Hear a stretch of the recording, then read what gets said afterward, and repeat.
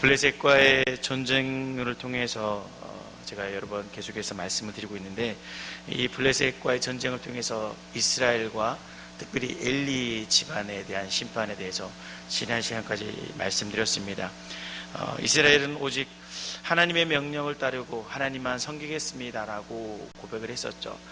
그러나 그들은 세상의 가치를 따라서 결국 자신이 원하는 자신의 소견대에 옳은 대로 행하였었습니다. 그로 인해서 하나님께서 이스라엘에 대한 심판을 바로 이 블레셋을 통하여서 이루셨다라고 말씀드렸습니다. 뿐만 아니라 이 심판을 통해서 엘리의 가정 또한 심판을 받게 되었죠. 하나님께서는 이스라엘에게 분명히 말씀하셨습니다. 너희가 모든 명령을 지키고 그 명령을 따라 순종하면 내가 복을 줄 것이다.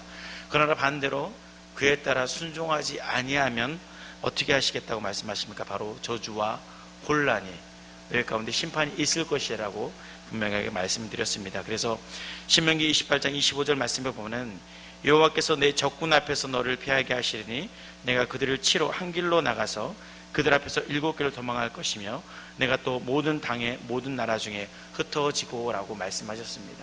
한마디로 너희가 하나님의 말씀을 잘 지키면은 복을 주겠지만 그렇지 않을 때는 적이 와서 너를 칠 것이다. 그래서 너희가 7길로 도망할 것이다 라고 저주를 내리셨습니다. 그리고 그들이 하나님의 말씀에 따르지 않자 이 말씀이 이스라엘 가운데 이루어지게 된 것이죠.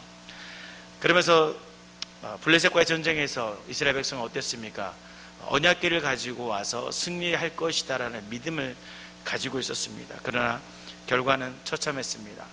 34,000명이라는 이스라엘 백성들이 다 죽임을 당하고 특별히 그 가운데서 엘리의 자녀들이 죽게 되는 사건이 나타나게 되었죠. 순종하지 않고 자신의 소견대로 행하였던 결과로 인해서 그와 같은 일들이 벌어지게 된 것이고, 무엇보다 이것은 하나님께서 행하신 일이었습니다. 그리고 무엇보다도 이 전쟁을 통해서 나타났던 결과가 엘리의 가정의 죽음이었죠.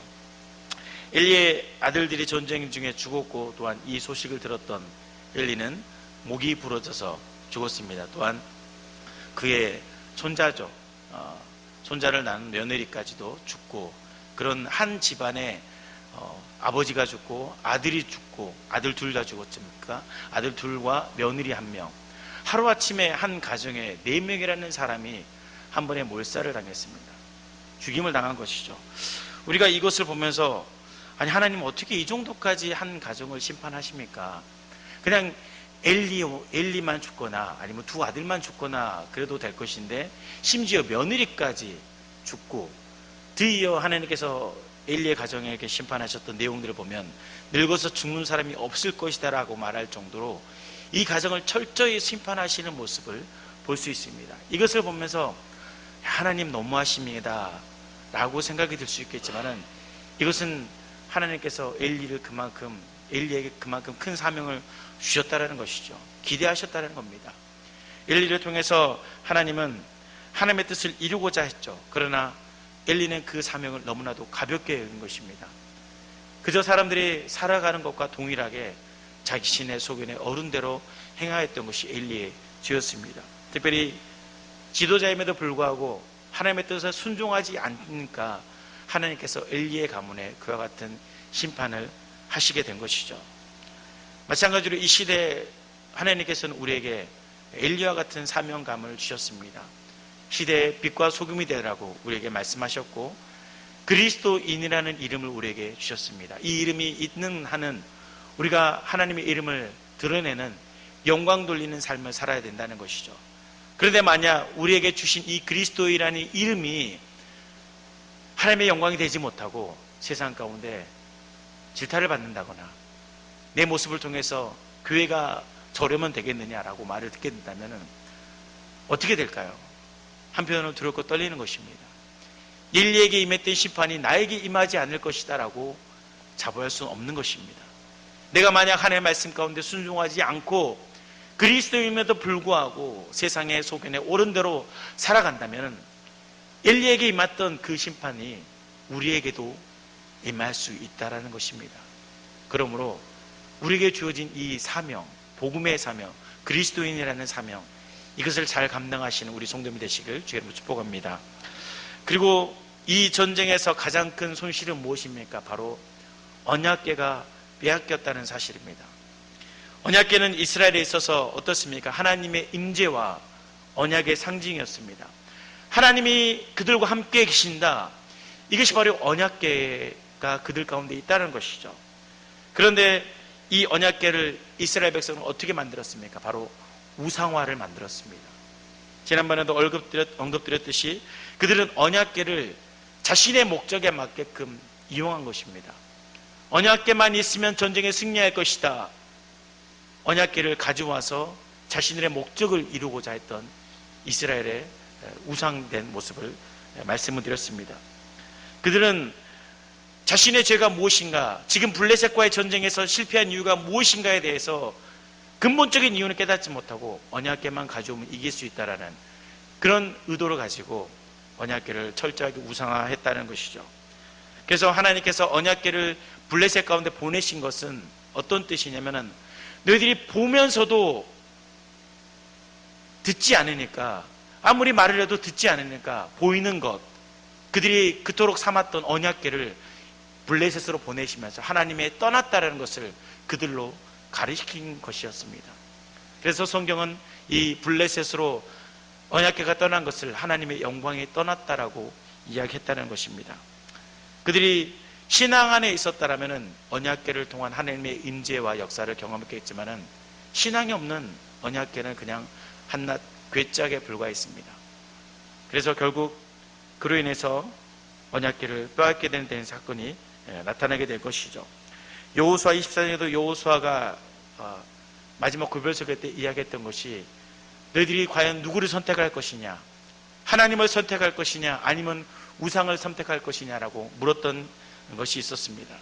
그때 당시에 많은 사람들이 우리도 마찬가지 하나님만 섬기겠습니다라고 이야기를 했죠. 그런데 사사기의 모습은 어떻습니까? 철저히 우상을 섬겼습니다. 가나안의 신상들을 섬겼고 그 결과가 바로 이 언약궤를 우상화했다는 결과로 드러나게 된 것이죠. 그로 인해서 이 언약궤가 오늘 본문에 빼앗기고 이제 블레셋 가운데 이동하는 경로를 오늘 말씀을 통해서 나타나고 있습니다. 이 블레셋이 언약궤를 뺏자 어디로 제일 처음에 이동을 시킵니까? 바로 아벡에서부터 떨어진 56km 떨어진 아스돗으로 이동을 시킵니다. 이 아스돗은 종교와 그리고 정치의 중심지였습니다. 그리고 블레셋의 중간에 위치한 도시였죠. 특별히 이 아스돗에서는 유일하게 다곤 신전이 이곳에 있었습니다. 그래서 그들이 섬겼던 다곤 신전에 이 여호와의 언약궤를 둔 것이죠. 왜 그들이 언약궤를 다곤 신전 앞에 두었을까? 고대에 있어서 전쟁은 신과의 전쟁입니다. 그냥 사람과 사람, 국가 간의 전쟁이 아니라 그 안에는 종교성이 있었습니다. 그래서 전쟁에서 승리한다는 것은 내가 믿는 신이 너희보다 우월하다는 뜻을 가지고 있었습니다.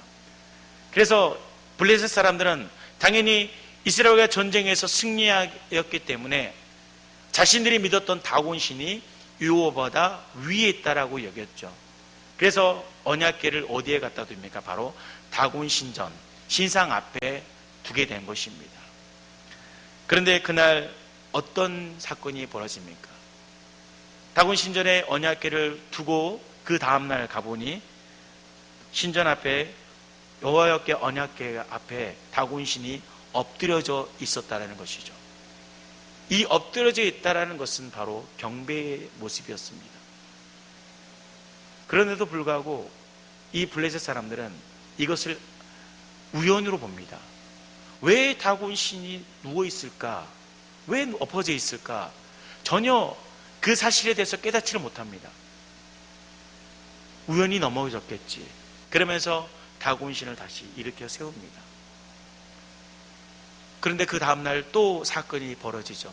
그 다음에는 어떻습니까? 처음에는 넘어져 있었던 이 다곤 신이 그 다음에는 얼굴은 땅에 닿았고 머리와 두 손목은 끊어져 문지방이었고 몸뚱이만 남아있는 상황이었던 것입니다. 이 사건을 보고 이 블레셋 사람들이 어떻게 합니까? 이것이 바로 하나님의 심판인 줄을 깨닫게 되는 것이죠. 머리와 손목이 잘려져 있다는 것은 고대 속에서 어떤 의미냐면은 바로 적을 죽일 때 승리했다는 의미로서 목을 자르는 그런 행위를 했었습니다. 그래서 여호수아 10장에 보면은 5연합군, 남부 연합군과 전쟁을 했던 경우가 있었습니다. 그때 전쟁에서 승리할 때 여호수아의 지휘관들에게 어떻게 명령을 하면 너희들은 그 왕들의 목을 밟고 목을 자르라라고 명령을 합니다. 이 목을 자른다는 의미가 바로 승리했다는, 적으로부터 승리했다는 의미죠. 그런데 머리와 손목이 잘려있고 몸뚱이만 남아있었습니다. 이것을 가리켜 학자들은 이렇게 이야기를 합니다. 바로 그 밤중에 다곤신과 하나님과의 전쟁이 있었다는 것이죠.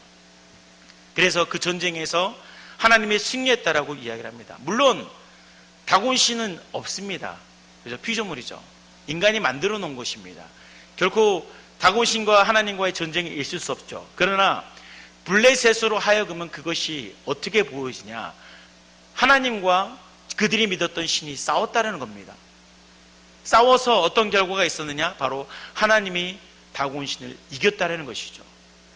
이것은 하나님이 다곤신을 심판하였구나, 이런 뜻으로서 블레셋은 받아들일 수 있었다라는 사실이죠. 그 사건 이후에 어떤 일이 벌어집니까? 바로 종기의 재앙이, 독한 종기의 재앙이 벌어지게 됩니다.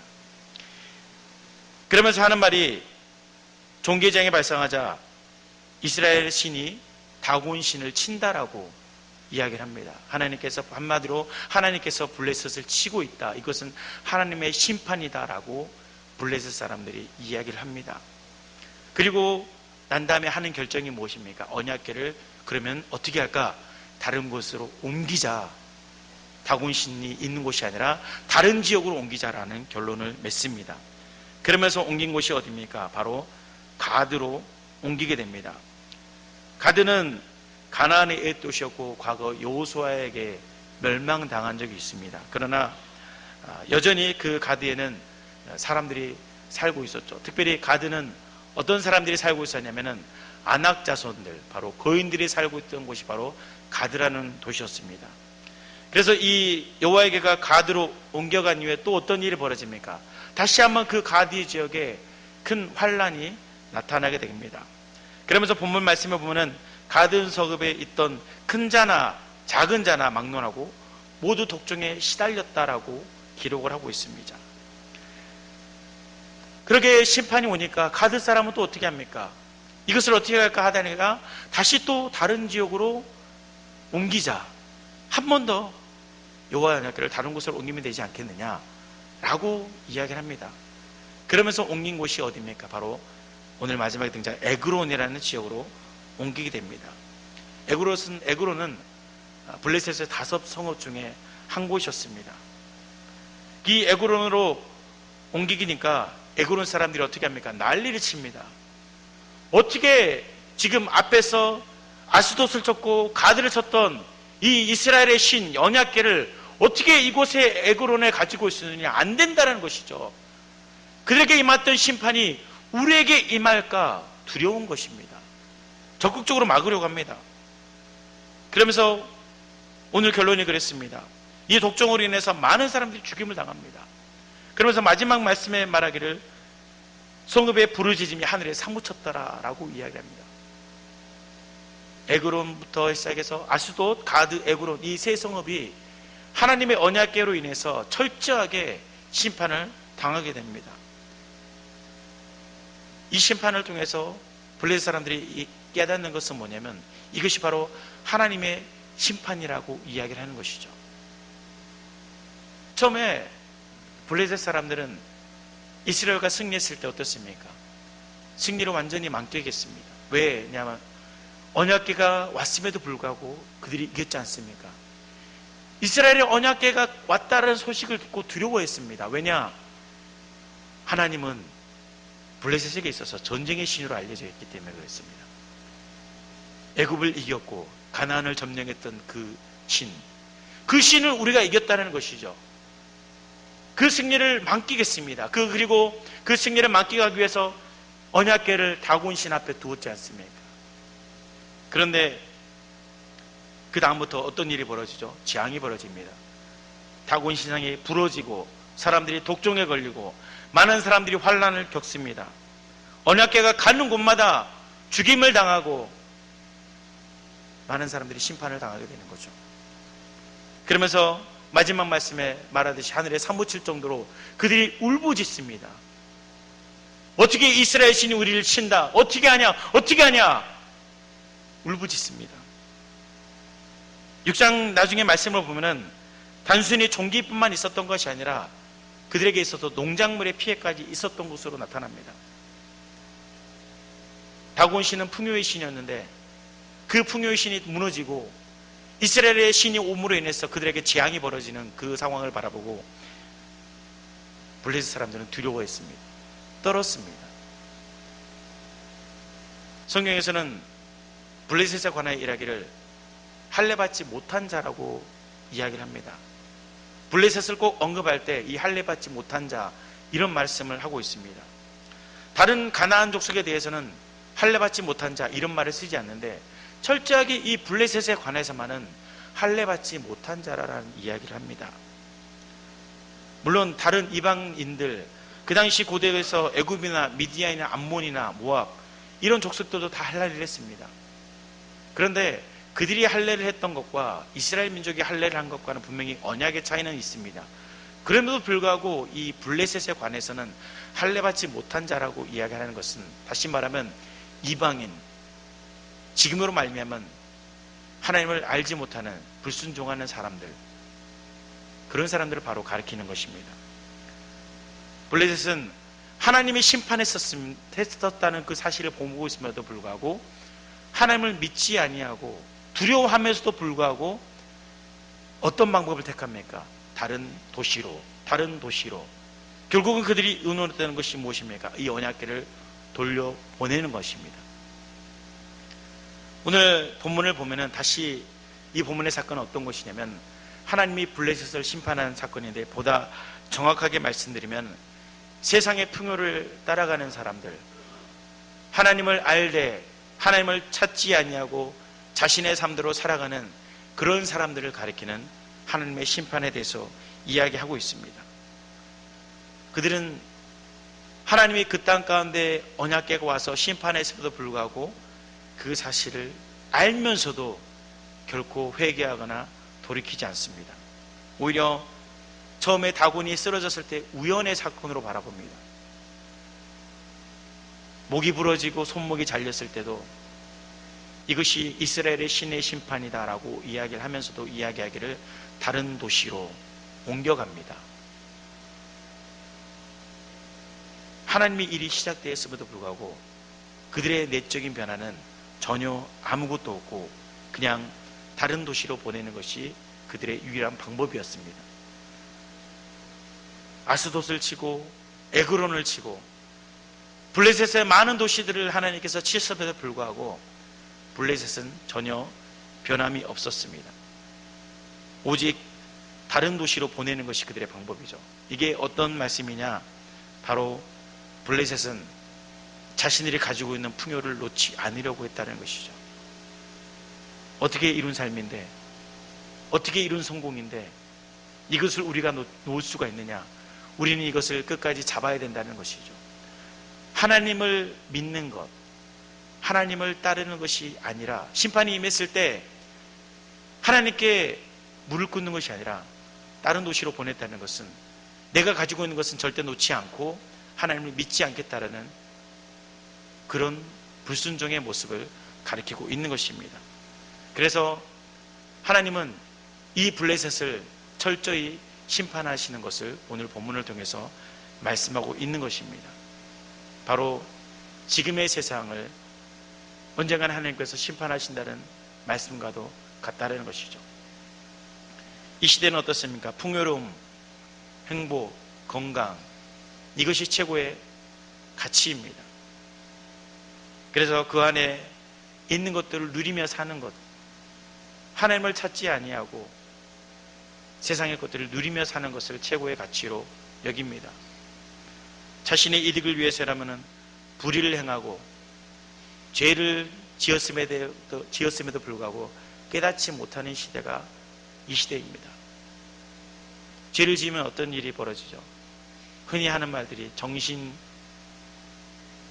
내가 연약해서, 아니면 술을 마셨거나, 아니면은 심지어는 미성년이기 때문에 이런저런 이유를 댑니다. 정신미약, 아니면 음주,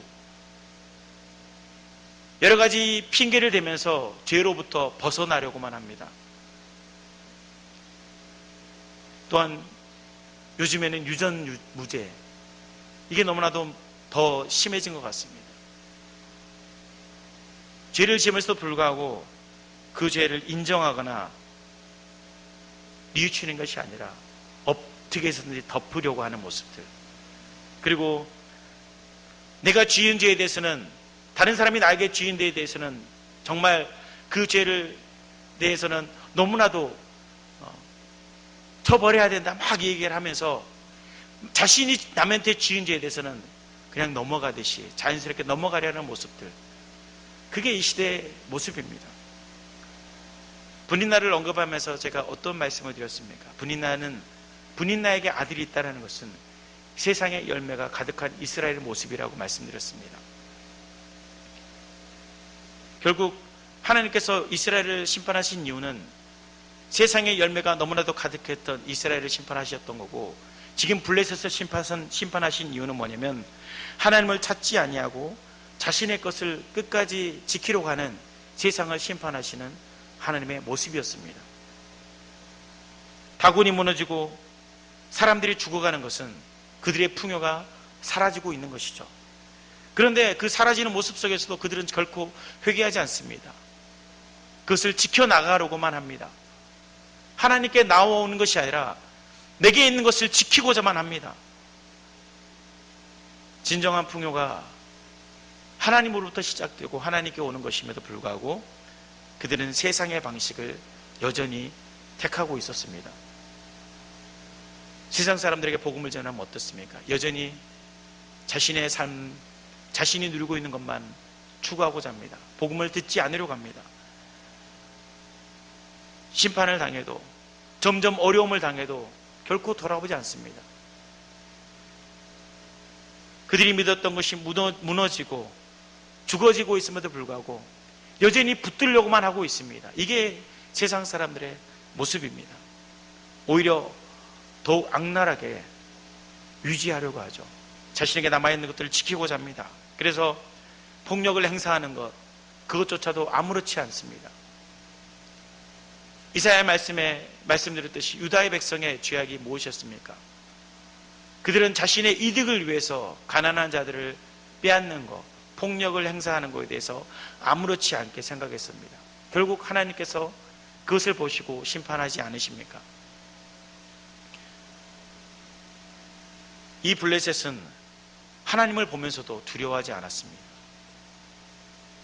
오히려 더욱더 자신의 것을 지키고 회개하지 않았습니다. 그래서 하나님은 이 블레셋을 심판하시는 것이죠.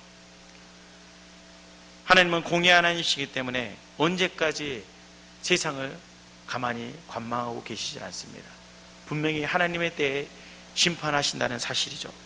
그래서 하박국 선지자는 하나님께서 이렇게 말씀하십니다. 이 묵시는 정한 때가 있나니 그 종말이 속히 이르겠고 결코 거짓되지 아니하리라. 비록 더딜지라도 기다리라. 지체되지 않고 반드시 응하리라 말씀하고 있습니다. 하나님의 때에 분명히 세상은 심판을 받습니다. 반대로 생각한다면 하나님의 뜻대로 살지 않는 우리 어떻게 될까요? 마찬가지입니다. 자신의 풍요로움을 지키고자 살아간다면 우리 또한 하나님께서 심판하신다는 사실이죠. 세상을 추구하다가 결국 세상으로 떠난 데마를 여러분들 기억하실 겁니다. 데마는 어땠습니까? 처음에는 사도 바울을 따라서 열심히 신앙을, 복음을 증거했습니다. 도왔습니다. 믿음의 사람이었죠. 그러나 바울이 잡히고 난 다음에 어떻게 했습니까? 바울이 잡히고 핍박을 당하자 두려워했습니다. 자신에게 있는 것을 빼앗길까봐 죽음이 두려워서 결국 바울을 떠나고 세상을 향해 나아갔습니다. 결국 데마는 성경에서 세상을 떠난 자로, 하나님의 복을 받지 못한 자로 등장을 하게 되는 것이죠. 특별히 시편 73편에서는 어떤 이야기를 합니까? 시인은 그런 이야기를 합니다. 세상의 사람들이 형통한 것을 보고 시험에 들었습니다. 왜 세상 사람들은 잘 살까? 왜 건강할까? 왜 더 많은 부를 축적할까? 하나님의 말씀을 지키지 않음에도 불구하고 왜 저들은 저렇게 살고 있을까? 시험에 들었습니다. 그러면서 마음이 상하였죠. 그들에 비해 자신은 어떻습니까? 항상 부족했습니다. 힘들었습니다. 하나님을 믿지 않아도 저렇게 살 수 있구나. 나도 저렇게 한번 살아볼까? 그런 마음이 들었을까요? 시편 기자는 그러기 이야기합니다. 종일 재난을 당하여 아침마다 징벌을 받았다라고 자신의 이야기를 그렇게 표현합니다. 나의 삶은 날마다 징벌의 삶이었고 재난을 당하는 삶이었다. 이렇게 고백을 하죠. 그들과 이방인들, 세상 사람들을 바라보면 너무나도 시험될 수밖에 없는 것이죠. 그런데 시편 기자가 마지막에 결론을 어떻게 냅니까? 하나님께 가까이함이 복이다라고 이야기를 합니다. 말씀을 묵상하고 하나님의 뜻을 깨닫다 보니까 결국 어떻게 되느냐? 믿지 않는 세상 사람들의 결과는 결국 파멸이다라는 사실을 깨닫게 되면서 세상에서 풍요를 누리는 것이 중요한 것이 아니라 하나님께 가까이 하는 것, 하나님을 믿는 것이 더 중요하다는 고백을 하는 것입니다. 오늘 블레셋에 대한 심판도 그렇습니다. 하나님께서 블레셋을 심판하신 이유는 그들이 세상에 주는 쾌락을 쫓았기 때문입니다. 하나님이 그들 가운데 왔었고 하나님이 그들을 심판했습니다. 그럼에도 불구하고 그들은 전혀 미동조차 하지 않았습니다. 자신들이 가지고 있는 것들을 놓치고 싶지 않아서 하나님을 떠나보내는 것이죠. 하나님을 믿는 것보다 하나님을 다른 지역으로, 다른 도시로, 그리고 결론은 어떨까요? 이스라엘로 다시 돌려보내는 것. 이게 그들의 방법이었습니다. 복음이 그들 가운데 왔음에도 불구하고 전혀 그것을 받아들이지 않습니다.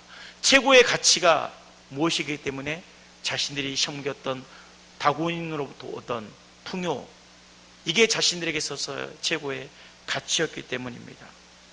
그래서 결국 그들은 하나님을 믿지 아니하고 결국 할례받지 못한 자, 세상의 사람들, 하나님부터 심판받은 민족으로서 남게 되는 것이었던 것이죠. 오늘 말씀을 통해서 우리가 살펴볼 것은 그렇습니다. 우리에게 주는 교훈은 우리가 비록 세상에 비해 많은 것들을 가지고 있지는 않습니다. 한편으로는 세상의 것들을 바라보면서 부러울 때가 참 많이 있습니다. 세상 사람들은 왜 이렇게 풍요로울까? 왜 이렇게 건강할까? 그런 것들을 보면서 때로는 시험에 들 때가 없지 않으셨습니까? 나는 주님을 열심히 섬긴다고 했는데도 불구하고 나는 왜 이렇게 살아야 되고 왜 저 사람들은 저렇게 풍요롭게 살아야 될까? 그렇게 시험에 들 때가 혹시 마음에 있지 않았습니까? 그런데 결론은 어떠냐? 그들의 마지막은 심판이라는 것이죠. 그러나 우리는 하나님의 능력으로 말미암아 마지막은 구원을 받고 하나님의 나라에 들어간다는 사실이죠. 그곳에 사는 사람들, 세상에 사는 사람들의 풍요로움을 우리는 부러워할 필요가 없다는 것입니다. 그들이 가지고 있는 것, 그것은 아주 잠시 잠깐입니다. 하나님께서 심판하시면 사라지는 것들입니다. 결코 그것을 부러워할 필요가 없는 것입니다. 우리는 오직 하나님만 섬기고 하나님만 바라보는 것이 우리의 삶이라는 것입니다. 우리의 최고의 가치는 바로 복음입니다. 이것을 믿음으로 고백하시길 주의 이름으로 축복합니다. 여러분에게 있어서 최고의 가치가 무엇입니까? 변함없는 하나님의 복음이라고 선포하시길 바랍니다. 블레셋은 결국 멸망하였습니다. 하나님은 철저히 세상을 심판하십니다. 이 마지막 시대에 분명히 하나님께서 오셔서 심판하신다고 우리에게 가르쳐 주셨습니다. 그러므로 여러분들, 우리 성도 여러분들은 믿음으로 끝까지 가시고 예수 그리스도의 복음을 끝까지 붙드시는 우리 성도님 되시기를 주의 이름으로 축복드립니다. 그리고 무엇보다도 하나님의 사람으로 살아가시길 주의 이름으로 축복합니다. 세상의 사람이 아닌 하나님의 사람, 그리스도인으로서 살아가시기를 다시 한번 주의 이름으로 축복드립니다. 기도하겠습니다. 하나님 감사합니다. 오늘 밤 주님께서 우리 함께하여 주시고 말씀하여 주시니 감사합니다. 하나님은 블레셋을 심판하셨습니다. 하나님 믿지 아니하고 여전히 세상의 것을 추구하고 자신들의 풍요로움을 따라갔었던 블레셋을 심판하셨습니다. 우리가 때로는 세상에 살면서 세상의 사람들이 풍요롭고 그들이 누리고 있는 것들이 때로는 부러울 때가 있습니다. 그러나 하나님은 분명히 그들을 심판하신다고 말씀하셨습니다. 비록 우리에게 작은 환난이 있고 어려움이 있을지라도 우리는 하나님의 사람으로서 끝까지 믿음으로 살게 해 주시고 하나님의 소중한 가치, 복음의 소중한 것을 깨달아서 믿음으로 끝까지 이겨낼 수 있는 그런 우리 성도님 될 수 있도록 주여 축복하여 주시옵소서. 감사드리며 예수 그리스도로 기도합나이다. 아멘.